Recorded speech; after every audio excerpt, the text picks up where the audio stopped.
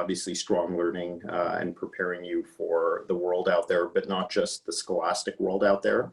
I think they are preparing the kids for sort of the larger world out there. I think that in today's environment, and we're all affected by the changes, like we're all adapting as we go, sort of empathy, tolerance, all of those things are not only values of the school, but they're taught to the kids.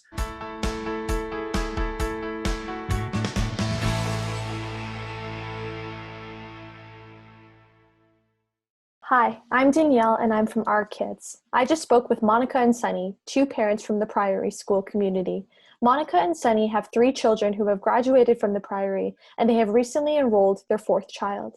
Continue watching the video to learn more about parent involvement, class sizes, previous projects, and their overall experience at the school. So tell me a little bit about Logan. What's he like? What are his likes and dislikes? Wow, he's an interesting child. He loves reading, he loves playing, he loves his friends, he likes school. He participates sort of at a non-competitive level in sports. He loves being active, but he's not got a great competitive gene, I'd say. I think that's right. He's bundle of energy, very bright kid, fourth child. So had to grow up, quickly with, 3 older siblings, always watching them, learning from them. So, and they were all at school together at one point. And so it was a nice family environment. This will be his first year where he'll be at the Priory on his own. So that'll be interesting. And what kind of learner would you say that Logan is? Voracious. It's a little shocking, actually. There were times earlier this year where we had to struggle to get him out of a book just because he gets so absorbed. And I mean, these are not I don't remember what I was doing when I was in the 5th grade, but these are 1,000-page books, 500-page books, and he's just crunching them. And so, wonderful imagination, and he just sort of likes to really get into it. He's quite lucky. School is not difficult for him, I'd say, neither socially nor academically so far. He's very fortunate. So can you explain the process that you took to initially choose the Priory? Like, were you considering other schools, and why did you choose this school over other schools? We went to public school, we went to private school, we went to same-sex schools, we went to co-ed schools. I'm new to the province, and so I had a big learning curve. Sunny grew up here. He knows more about the Montreal system. But when our eldest child was in preschool, we met a lovely family, and they talked about this wonderful school, this small school, and they highly recommended it. Their 4 kids are older than ours. And we fell in love with the Priory. We met some incredible teachers when we were able to meet them face to face on our school tours, and we were very impressed. We were impressed with the small school size, and we were impressed with the small classroom size.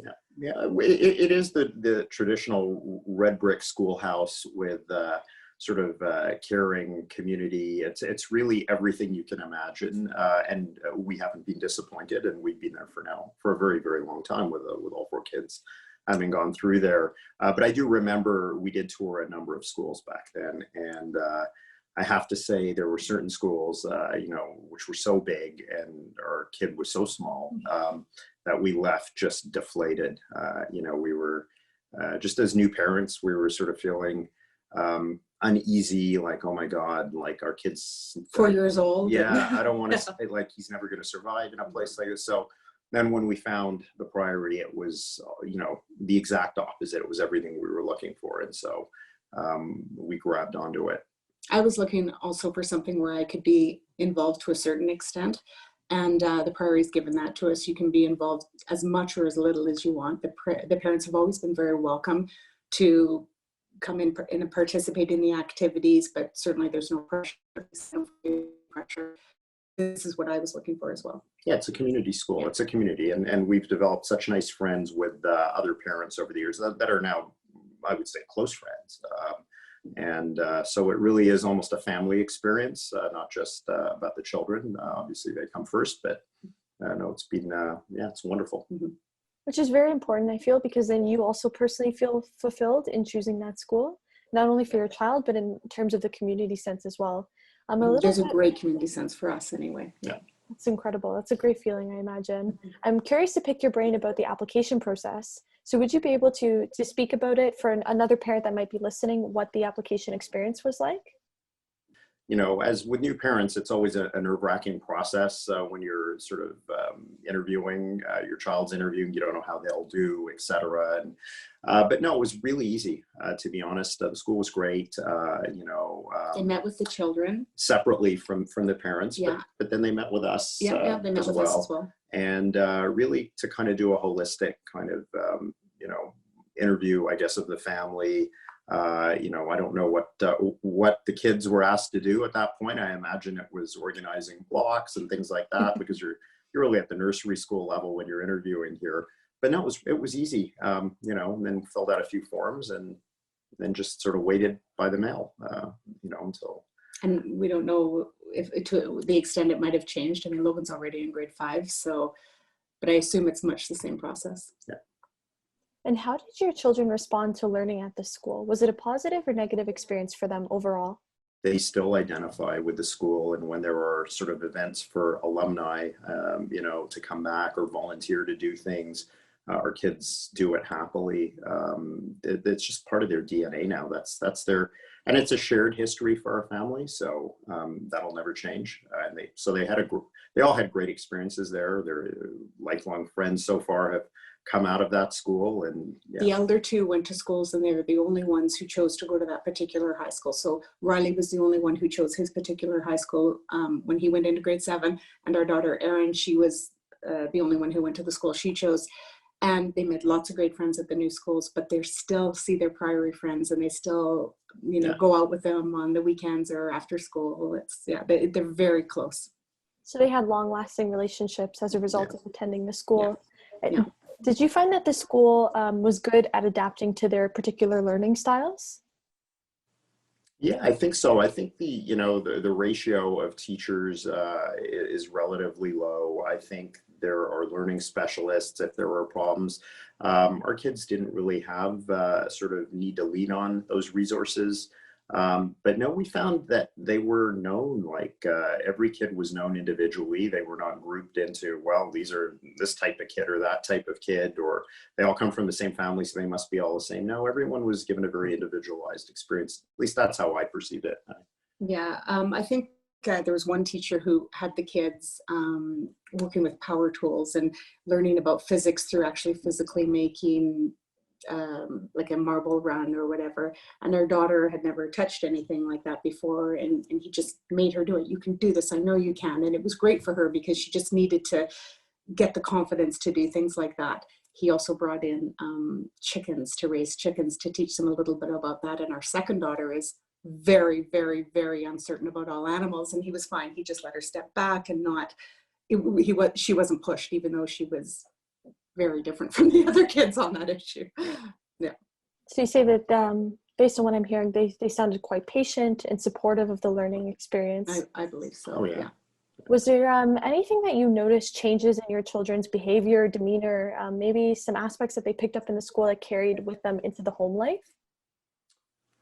You know, I don't know how much of it comes from home and how much of it from school. It's probably, you know, some combination of both, but they're pretty aware they're respectful of other people. They're aware of their community. You know, they know that they exist in a privileged environment, and the rest of the world's not necessarily as blessed. So, but they have that awareness, definitely. So yeah, I think, you know. The Priory really talks about, or it talks a lot about being kind to others and being empathetic. And our kids are kids, but I think that they're well on the right path that way. And I would give a lot of credit towards the school for that. I mean, for a period of, I think it was 2 or 3 years, that the mission statement of the school, sort of which they change every couple of years, was happy kids learn best. And so the goal is to make sure that the kid is happy first, and then they will do the learning. And so, and they put their sort of, you know, resources, you know, behind that statement. And I thought they did a great job. So yeah, I we haven't seen like desperately unhappy kids in that environment. And you know, it's not, kids come in all sort of shapes and sizes and with all sorts of different temperaments. So the school must be doing something right, because it is a generally a happy place. So do you think the school atmosphere is contributing to a child's ability to grow and develop as a person through the values that they're learning within the school? I think they're definitely working towards that. I think that's their goal. And, you know, there's lots of kids there and they're doing the best they can for everybody. But I think that's definitely, it's a thoughtful goal. It's definitely, they're on their way for sure, doing the best they can. And I'm curious to know, because you guys have been witnessing the school's values in actual practice for many years. You spoke about like their motto and their values, but what do you think are the values that you would see on a day-to-day basis that you would tell another parent about based on your experiences? I mean, it is a school, so obviously strong learning and preparing you for the world out there, but not just the scholastic world out there. I think they are preparing the kids for sort of the larger world out there. I think that in today's environment, and we're all affected by the changes, like we're all adapting as we go. Sort of empathy, tolerance, you know, all of those things are not only values of the school, but they're taught to the kids through various projects and various activities that they do. So the kids come out really well-rounded. At least that's our experience with our children, that they're well-rounded, they're well-prepared also to go on. Our kids have done well at the next level. And, you know, while I'd like to take credit for that, I mean, it's the school that's prepared them. There's, I feel that there are fundamental things that the school needs to do, and part of it's academic, part of it's physical activity, and part of it's the arts. And I think the Priory is doing quite well. In physical activity, they're lucky enough, or have been in the past, lucky enough to have sports teams that compete against other schools. The gym teacher is very good at getting them to compete in road races, in the Terry Fox runs, the jump rope for heart. It's an important part. You have to get moving. The kids know that they need to be moving. They need to be physically active. And with the arts, the kids are introduced to musical instruments, which is doesn't happen at every school at the elementary school level. And there's an art program where they're really quite tactile. And so I think the school's not just an academic school. They're working about the social development, the artistic development, the physical development, and the academic development. There was a project that came out of one of the grades probably, I'm going to say 3 or 4 years ago. Time is sort of flying, so it's hard to remember. But that had to do with one of the classes that was concerned about climate change. Big issue for an elementary school class. And what they said is they could lighten sort of the resource use of the school, the electricity, by, you know, implementing a solar project. So they designed and costed and actually went out into the market and got pricing and all of that for solar panels, tried to figure out how much electricity it would generate, what the cost of electricity is, and you know, what the reduction would be. And it was such an impressive project that the board of the school actually got behind it and you know, basically funded it and built the project. So that grade 5 project is now solar panels on the roof of the school. That didn't come from the administration, that came from the children. And you know, that's something they'll remember. It's something to be proud of. So yeah, real world impact, and you're in the 5th grade, which is pretty amazing. That's such a unique experience from such a young age as well. Like normally you would think it would be an authoritative figure who is kind of explaining it and the students are learning about the idea, but to put them in a leadership role where they're taking action is very important. And that sparks change for the future when they get older.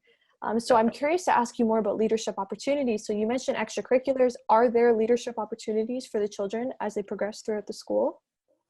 You know, the one thing that I was very impressed with, and I think both of us believe that one thing that is typically not taught in traditional schooling is communication skills, the ability to, you know, express your point of view, to convince others, all of that. It's you know, it's all about, it's been all about learning, you know, getting it out of the textbook into your head.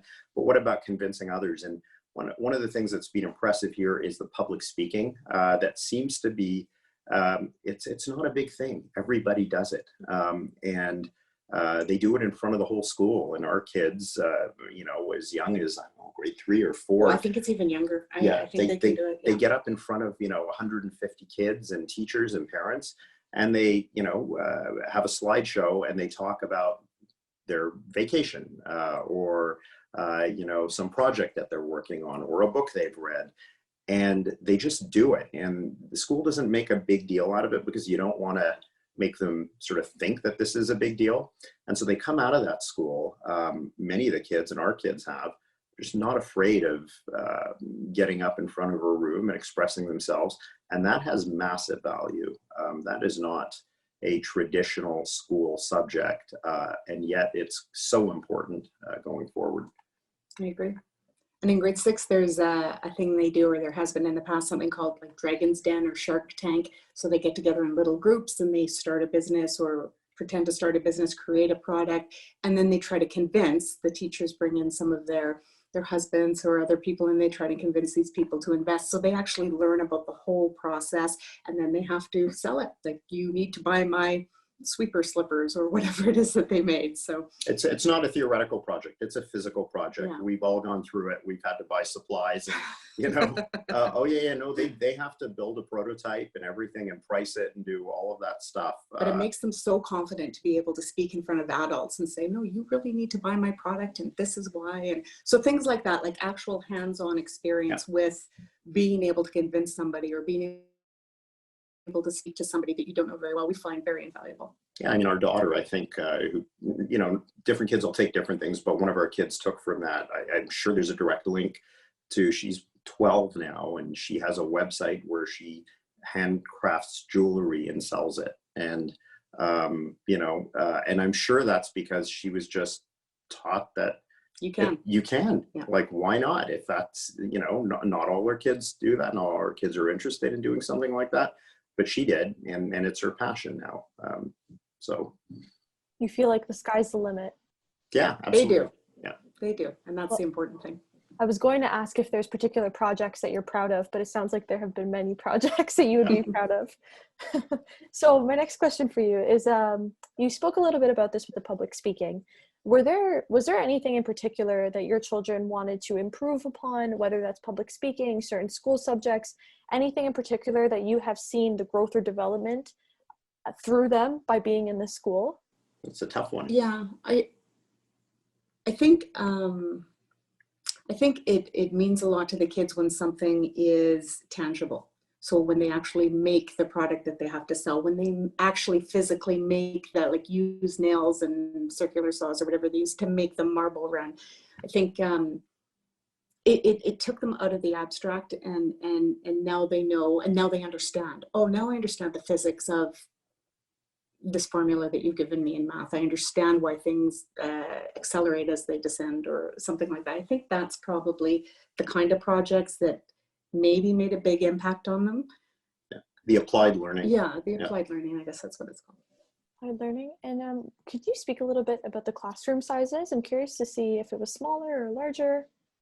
Yeah, so the classroom sizes are typically in sort of the mid-20s, 24, I think, kids per class.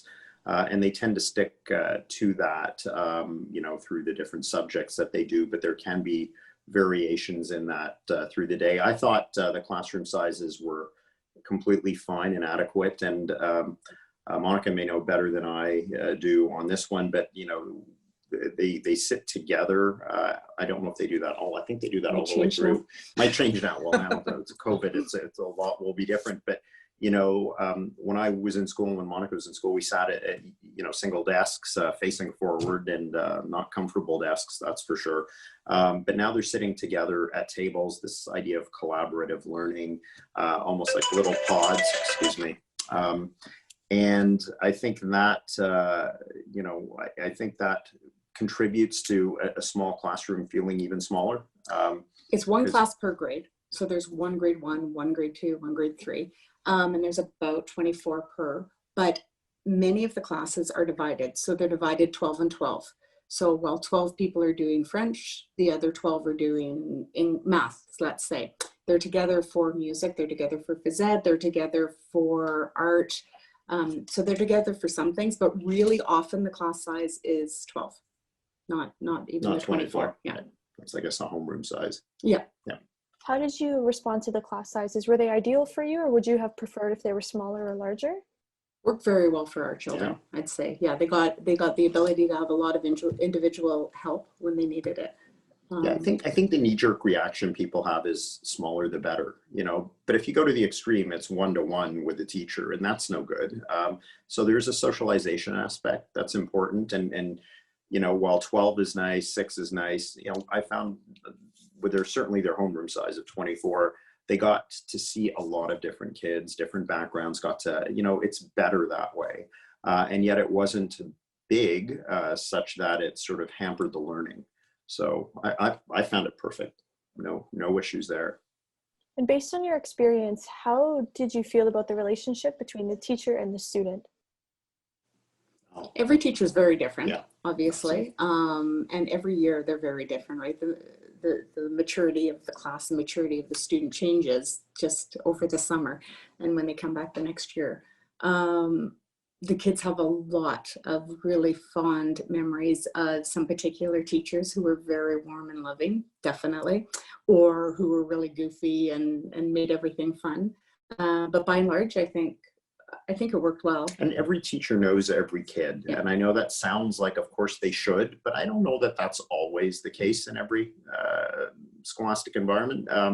Here, you know, never felt our kid was not somehow really known. Like, everything about the kid that needed to be known was known by the teachers. And, you know, if they see them passing by on the street, you know, out of school hours, could be on a weekend if you're taking a walk or something, the teacher would absolutely know. And so, yeah, no, it was, and that's important to have your kid known. Sounds sort of trite, but it's important. How did you feel about the relationship between parent and teacher? Did you feel like they fostered an environment of open communication, parent-teacher involvement? Can you speak a little bit about your experience? I've always felt very welcome. I've never, well, certainly as time progressed, but I don't feel at all shy about speaking to a teacher if I feel I need to. I can do it formally over an email or a telephone call or a face-to-face meeting, or just in the playground. I'll just walk, because they take turns monitoring beginning and end of school, just walk up to them informally and speak about anything I may feel the need to. And I feel no reticence whatsoever of speaking to anybody, and I don't think anybody would or should. Yeah, I mean, our experience is definitely unique with 4 kids in the school. We're also, as parents, extremely involved in the school. So it's very comfortable for us. But I would say that even for parents who don't have the time or the interest to do that, it's just as easy. It's encouraged. You're meant to. It's not, there's no standoffishness. There's no, well, let me take care of the classroom. They'd say, no, come in and talk to me and let's see what the issue is, or I'll tell you there's no issue, or what have you. What forms of parent involvement are available? As much or as little as you want, honestly. Sunny's on the board. I tend to pop in and out with volunteer duties. I help with the uniforms, both the used uniforms and the new uniforms.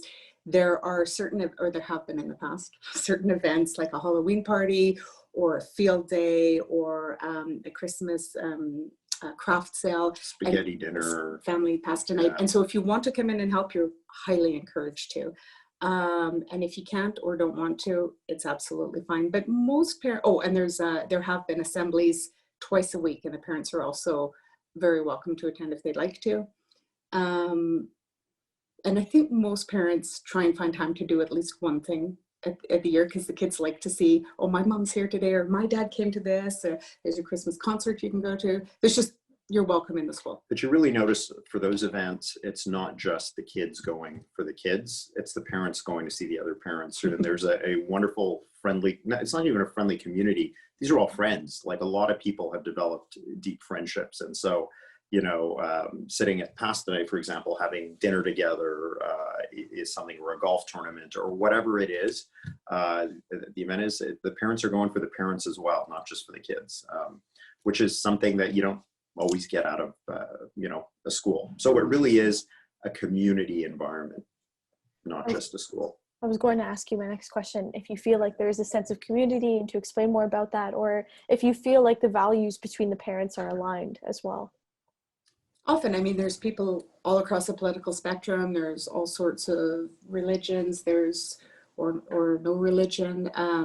But I think the value is we want our kids to get a good education. We want our kids to be happy, and we want it to be a place where people want to go. Because if the kids want to go to school, they're going to learn something. If they don't want to go to school, if this is wrong or that's wrong, or this teacher or person makes me feel uncomfortable, it's going to be harder to get the kids to learn. So we're all working towards making it a place that people want to be. And I think that's definitely what the parents are working towards too. And I think certainly on that value we're aligned, and everyone's for the most part, everyone's respectful towards each other. And we're a small community, so everybody has to behave. Yeah, no, I agree with that. I think there are all sorts of different people from different walks of life and different backgrounds, and that's excellent because that's what you want in your community. Builds a stronger community. But there are those shared values, that no matter where you come from, people seem to have. And I don't know how that gets weeded out or how that even gets, identified, but those are the people we've met, and we've been there for a long time. I think it's what people want, and I think it's fostered there, so it comes out. Not only for your children to have a sense of community with their peers, but for you to have a sense of community with the parents is very fulfilling as well. Yeah. That's nice. I want to ask you a little bit more personal questions about your experience with the school. Is there anything that you found surprising about your experience at the Priory? Yes, my level of involvement. I figured you sent kids to school. They went to school, and that was that. I didn't realize that I would be, intrinsically participating. My parents didn't. They had busy jobs, and just that was part of the time. So I didn't realize this idea of community. I thought your kids just went to school and then they came home and they told you how their day was, and that was it. So yeah, that was the biggest surprise for me, our involvement as a family. I guess my biggest surprise is how many great friends I've made through there, because I didn't really know that that's how I was going to make some of my lifelong friends, independent of the children. That's really nice to hear that. And I'm curious to ask you, if you were to summarize your children's favorite thing about the school, what do you think it would be? Their friends. Yeah, I think they're friends. Their fact that they were part of something, that this is part of them.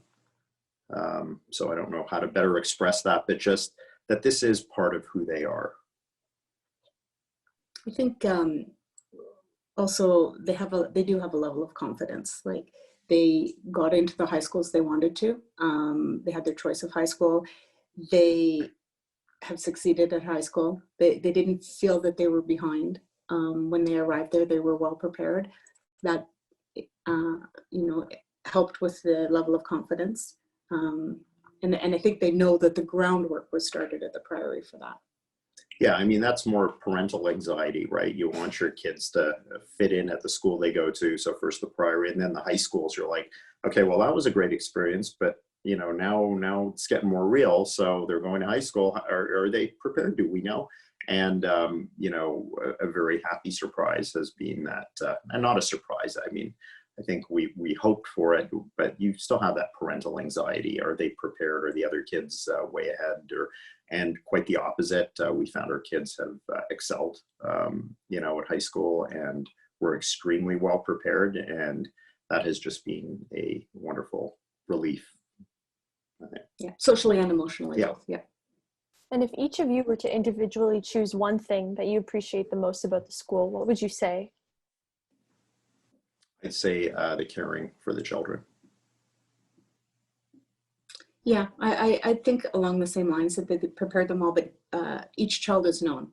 Each one of our 4 kids is known, and the teachers know it, and the support staff know them, and they're known as not just the Handa kids, they're known as, oh, you're this Handa, or you're that Handa, and yeah. Yeah, it's not the way school used to be or is, in theory or in old movies. It is not this place where you go in and you're faceless and you sit at a desk and the teacher talks through you. It's not that at all. And if there was another family that's watching this video and is considering sending their child or children to the school, what are the 3 main reasons that you would or would not recommend it? Well, I'll give you a couple of reasons why you would recommend it. I think your kid will be cared for. And that's what you want out of anything for your kid in life, whatever, whether it's a job or a high school, or so that one's pretty easy. It gives you an opportunity to be involved in a community that you may not have otherwise been involved in, and get to know people, you know, who share some values with you, but who are also from all sorts of different places, which is neat. It's fun, it's exciting, and it can change you, because as Monica mentioned, some of our close friends now came out of the school. And it's a place for you to also participate in community. Some people, you know, may not even know they want to do that. But, you know, if you've got, it's hard sometimes. Where do you go and volunteer? You might want to volunteer a bit of time here and there. Well, this is easy. Your kid goes to school there, and there are a lot of neat things you can do as part of the school. So those are three positives. I think one thing I'd add to it is the ability to be involved, especially when you have a young child going in kindergarten or grade 1. You hear one side of the story from your child, and there's going to be days when the child comes home sad. But you can be involved, and you can actually learn who your child's friends are, and you can see the interaction between the kids and with the teacher, and you can work with the teacher, and you can figure out, so is this a real issue? Was this a one-day thing? You know, what do we have to work on to make my kid a happier kid, to make my kid just enjoy school, because we want them to continue in school. They're not going to continue unless they really love school. So the fact that you can get in there, and I'm not saying interfere with the teachers or the administration or anything, but you can actually see how everything works together. It gave me a lot of comfort to be able to just pop in and see what was happening. Sounds like the two of you had such a positive experience over the years. So I'm interested, yeah. That's amazing. I'm interested to know if there's any weaknesses that you've noticed in the school, any improvements that you think could be implemented in the near future. What would those be? Sure, I'll just speak for one. The Priory is an English school. We're not a bilingual school. We're absolutely an English school, but that doesn't mean that French isn't important. And we should have a strong French program. The Priory's French program was definitely not as strong when our eldest entered, and it's definitely been improving. There have been a lot of parents working on it, and the administration is working on it. And there's been an incredible growth, in my opinion, to what our eldest child got all the way through to what our youngest Logan is getting now.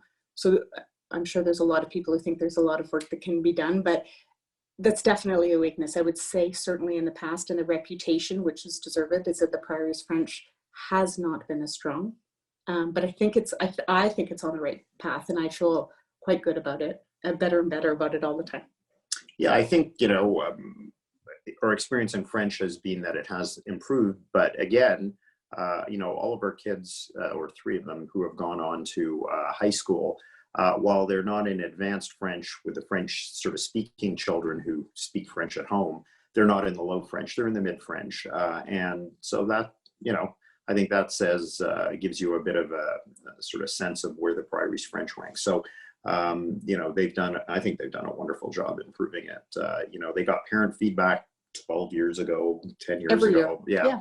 And they put a lot of resources into it, revamped the programs, revamped certain classes, added new teachers. And so, you know, we're living in a French province, and you have to come out prepared to be able to participate. And I think they're doing that now.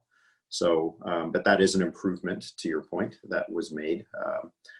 And aside from that, you know, it's hard to say. There are gradual improvements or evolutions that are constantly being made there.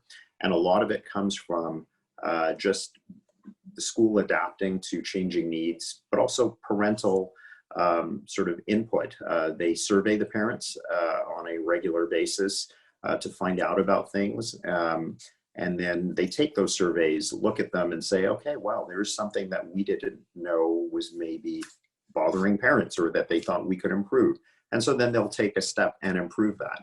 And whether that's physical plant, a gate out front that, you know, maybe are some steps that needed replacing, or the French program, or maybe there's an activity that the parents are suggesting be added, pasta night, or the corn roast.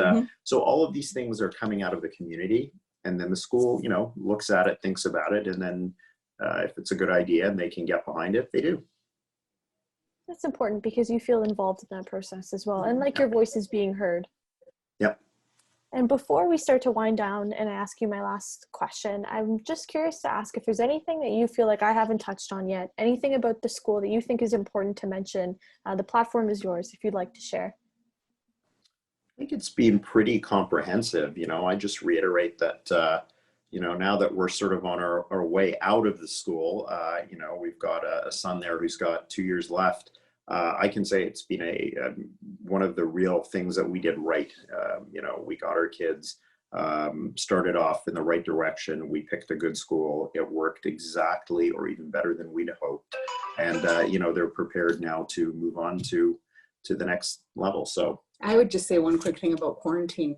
We were on spring break and we came back and the school hit the ground running. They were, in my opinion, just amazing. The teachers came up with their Zoom classes, came up with their lessons, came up with ways to do things.